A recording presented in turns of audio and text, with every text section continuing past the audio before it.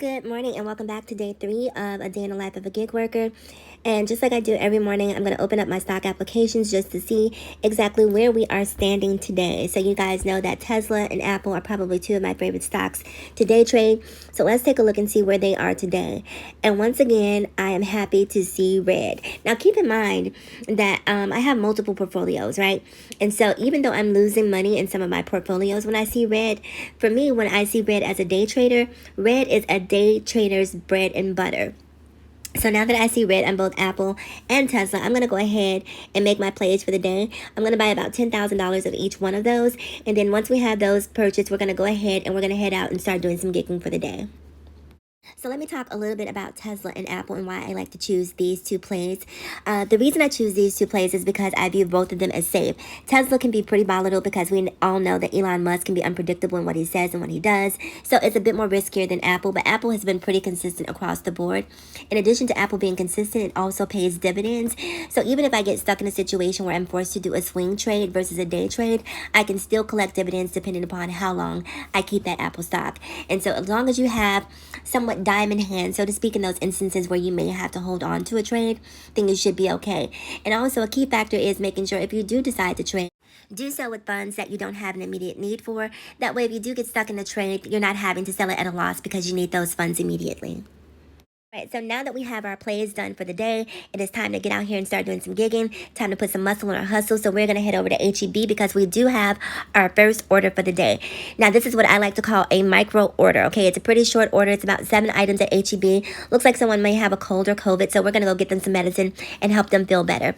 So here we are at HEB, and HEB and Instacart have made it really simple for you to find the items. So I'm not as hesitant as I was approximately, a few months ago to go into HEB because I know that I can get in and out of here quicker than I can in most stores based on the way it's organized within the app now. So this app is going approximately 3 miles and it's paying $16. So we went in here and we grabbed everything this customer needed. And while you guys are watching the interface, I'm going to talk to you about my philosophy towards Instacart. So I've made this promise to myself. I'm going to try to make about $50 a day doing Instacart. So that is the minimum amount that we want to earn. And so if I make $50 a day, 7 days a week, and do that for a 30-day month, that means that I'm making approximately $1,500 a month just doing Instacart at a bare minimum, because it's very easy to make $50 on the application. This is why I continue to do Instacart versus DoorDash or Uber Eats and a lot of the other applications that are out there, is because you can make $50 in a single order, where you cannot do that in some of the other applications. In addition to that, it also doesn't put as much mileage on your vehicle.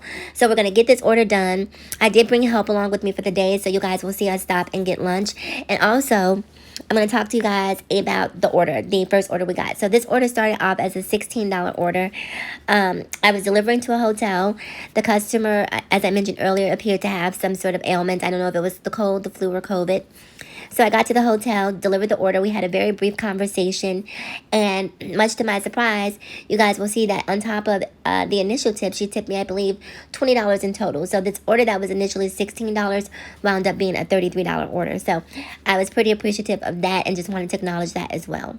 Okay, so let's look at the numbers and see how much we've made for the day. As you can see here, we are up $248.95 on our trades for the day, so we're pretty happy about that. In addition to that, we've made our goal of $50. We've actually made closer to $60 for the day. We've made $59.70. It took us exactly 2 hours and 11 minutes to complete all 3 of the orders that we did. All 3 of these orders, as you can see here, were micro orders, so didn't do a whole lot of work. I'm reconsidering doing some of these smaller orders after yesterday. For the day, I will see you guys again in the next video.